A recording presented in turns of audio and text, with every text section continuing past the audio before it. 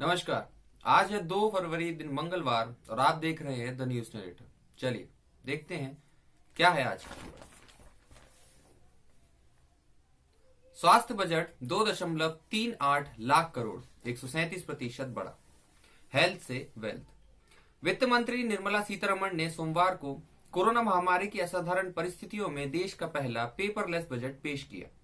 सीतारमण ने स्वास्थ्य सेक्टर के लिए बड़े ऐलान किए हैं। बही खाते में किसानों का भी ध्यान रखा गया है, लेकिन टैक्स स्लैब में कोई बदलाव नहीं किया। चुनावी राज्यों में भी सत्ता की राह आसान करने के लिए आधारभूत ढांचे में आवंटन किया है।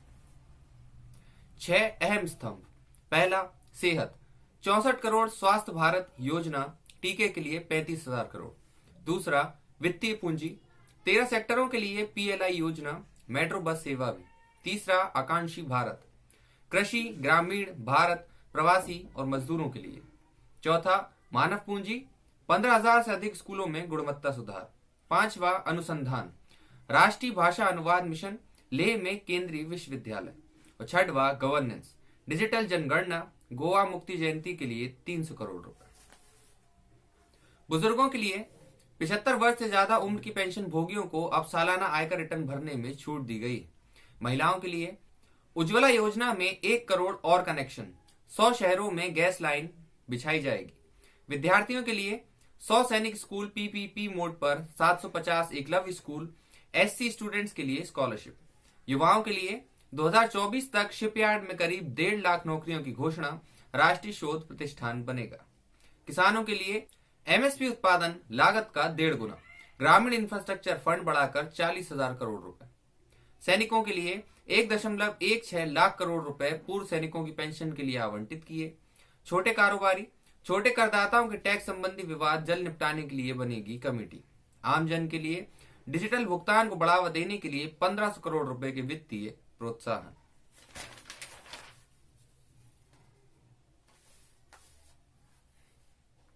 कृषि कानूनों को लेकर विपक्ष ने किया विरोध। कोरोना महामारी और किसान आंदोलन के बीच केंद्रीय वित्त मंत्री निर्मला सीतारमण ने पहला डिजिटल बजट सोमवार की संसद में पेश किया। बजट में चिकित्सा के साथ आगामी विधानसभा चुनाव वाले राज्यों व किसानों पर फोकस करने के लिए कोशिश की गई है। सीतारमण ने करीब 1 घंटे 50 मिनट तक सदन में बजट से जुड़ी एक बात बारीकी से रखी। हालांकि बजट पेश करने के दौरान वित्त मंत्री को सदन में कृषि कानूनों को लेकर विपक्ष के विरोध का सामना भी करना पड़ा। म्यांमार में तख्ता पलट, हिरासत में आंग सान सू की। म्यांमार में महज 10 साल के अंदर ही एक बार फिर तख्ता पलट हो गया है। सोमवार को सेना ने देश की सर्वोच्च लोकतांत्रिक नेता, स्टेट काउंसलर आंग सान सू की और राष्ट्रपति विन मिंट समेत सत्ताधारी party national league for democracy NLD के तमाम नेताओं को हिरासत में लेकर सत्ता पर कब्जा कर लिया है।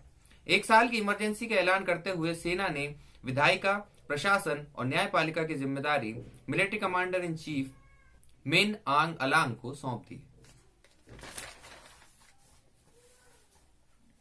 निरोगी भारत का मंत्र, 137% अधिक बजट से अब मजबूत होगा देश की सेहत का तंत्र।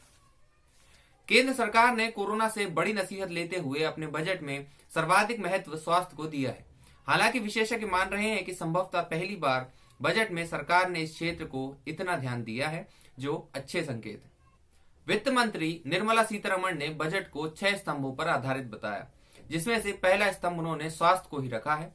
अगले वित्तीय वर्ष में स्वास्थ्य एवं कल्याण क्षेत्र में पिछले बजट के मुकाबले 137% अधिक खर्च किया जाएगा। पिछले बजट में इस मद में लगभग 94,452 करोड़ रुपए प्रस्तावित किए थे। इसे इस बार बढ़ाकर 2,23,846 करोड़ का प्रावधान रखा गया है। इससे 6 वर्ष के लिए महत्वाकांक्षी योजना पीएम आत्मनिर्भर स्वस्थ भारत योजना संचालित की जाएगी। यह वर्तमान हालत में जनसंख्या की तुलना में संसाधनों से जूझ रहे चिकित्सा क्षेत्र में जान फूंकने का काम कर सकती है। कोरोना जैसे संकट से लड़ने के लिए इस योजना के जरिए कुछ राशि नई बीमारियों को पहचान करने और नई तरह की बीमारियों के इलाज के लिए नई संस्था की स्थापना पर खर्च की जाएगी। इसे सरकार की अच्छी पहल कहा जा सकता है।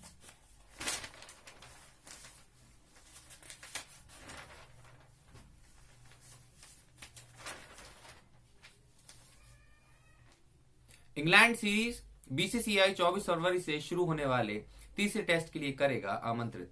सबसे बड़े क्रिकेट स्टेडियम मोटेरा में टेस्ट देखने जा सकते हैं प्रधानमंत्री मोदी। भारतीय cricket control board BCCI England के खिलाफ 5 फरवरी से शुरू होने वाले 4 टेस्ट मैचों की सीरीज के 3 मुकाबले को यादगार बनाने के लिए सीरीज का तीसरा मुकाबला अहमदाबाद के नवनिर्मित सरदार पटेल स्टेडियम मोटेरा में 24 फरवरी से खेला जाएगा। एक रिपोर्ट के अनुसार दोबारा बनाए गए दुनिया के सबसे बड़े क्रिकेट स्टेडियम मोटेरा में शुरू होने वाले तीसरे टेस्ट मैच का लुत्फ उठाने के लिए प्रधानमंत्री नरेंद्र मोदी भी उपस्थित रह सकते हैं। दोनों टीमों का क्वारंटीन खत्म हुआ। भारतीय टीम अभ्यास करने के लिए मैदान पर उतरी। भारत और इंग्लैंड टीम का 6 दिन का क्वारंटीन सोमवार को खत्म हो गया। इसके बाद कप्तान कोहली समेत टीम के अन्य खिलाड़ी एमए चिदंबरम स्टेडियम में अभ्यास करने के लिए उतरे। किसान आंदोलन, किसान नेताओं सहित सैकड़ों के अकाउंट पर ट्विटर की रोक, देश भर में किसानों का 6 को चक्का जाम। बजट के दौरान किसानों के विरोध के मद्देनजर दिल्ली की सीमाओं पर सुरक्षा के जबरदस्त इंतजाम किए गए। बैरिकेडिंग के साथ अतिरिक्त सुरक्षा बलों की तैनाती की गई है। खाप चौधरियों ने किया टिकैत का समर्थन। उत्तर प्रदेश के बागपत के बड़ौत में हुए किसान की ऐतिहासिक महापंचायत में किसान नेता राकेश टिकैत को खुला समर्थन दिया है। इसके बाद गाजीपुर बॉर्डर की ओर से किसानों का कूच बढ़ गया है। बॉर्डर के आसपास फोर्स बढ़ा दी गई है। टिकैत ने कहा कि वे सरकार से बातचीत के लिए तैयार हैं। उधर दिल्ली पुलिस ने बताया कि किसानों के विरोध प्रदर्शन में हिंसा के मामले में 122 लोगों को गिरफ्तार किया गया है। 44 एफआईआर दर्ज हुई। शीतलहर के साथ पर्वतीय व मैदानी इलाकों में होगी बारिश। शीतलहर के साथ देश के पर्वतीय और मैदानी राज्यों में 3 और 4 फरवरी को व्यापक बारिश की संभावना है। मौसम विभाग के अनुसार 3 फरवरी से बारिश की गतिविधियां उत्तर भारत के पर्वतीय क्षेत्रों में बढ़ेगी और धीरे धीरे पंजाब तथा हरियाणा और पश्चिम उत्तर प्रदेश के कुछ इलाकों में वर्षा शुरू हो जाएगी। उत्तराखंड में भी वर्षा व हिमपात आ सकता है। उत्तर पश्चिमी भारत, गंगा के मैदानी क्षेत्रों, पूर्वी भारत और मध्य भारत में लगातार चल रही उत्तर पश्चिमी ठंडी और शुष्क हवाओं के कारण पंजाब से लेकर बिहार तक तापमान नीचे बना हुआ है। भीषण सर्दी का प्रकोप देखने को मिल रहा है। फाइनेंस बिल में सरकार का ऐलान, आयकर निपटान आयोग खत्म। वित्त मंत्री निर्मला सीतारमण ने फाइनेंस बिल में 2 बड़े बदलावों की घोषणा की है, जिसके तहत सेटलमेंट कमीशन को तत्काल प्रभाव से खत्म कर दिया गया, जबकि रेवेन्यू रिटर्न और बिलेटेड फाइल रिटर्न के लिए समय सीमा को भी 3 महीने कम कर दिया गया। इसका सीधा असर आम आदमी से लेकर बड़े कारोबारियों पर पड़ेगा। सेटलमेंट कमीशन में ज्यादातर कारोबारियों की अपील होती थी, जबकि रिटर्न हर व्यक्ति को प्रभावित करता है। बजट में कई कंपनियों के निजीकरण की घोषणा भी की गई। इनमें Bharat petroleum corporation limited, air India, shipping corporation, container corporation, Pawan Hans, Nilanchal के अलावा आईडीबीआई समेत पब्लिक सेक्टर के 2 बैंक और जनरल इंश्योरेंस कॉर्पोरेशन शामिल हैं। इनमें से कई कंपनियों के निजीकरण की तैयारी पिछले सालों से चल रही थी। माना जा रहा है कि इस वित्तीय वर्ष के आखिर तक इन कंपनियों का हस्तांतरण हो जाएगा। खबरों में आज के लिए बस इतना ही। कल मिलते हैं नई खबरों के साथ। तब तक के लिए धन्यवाद। जय हिंद।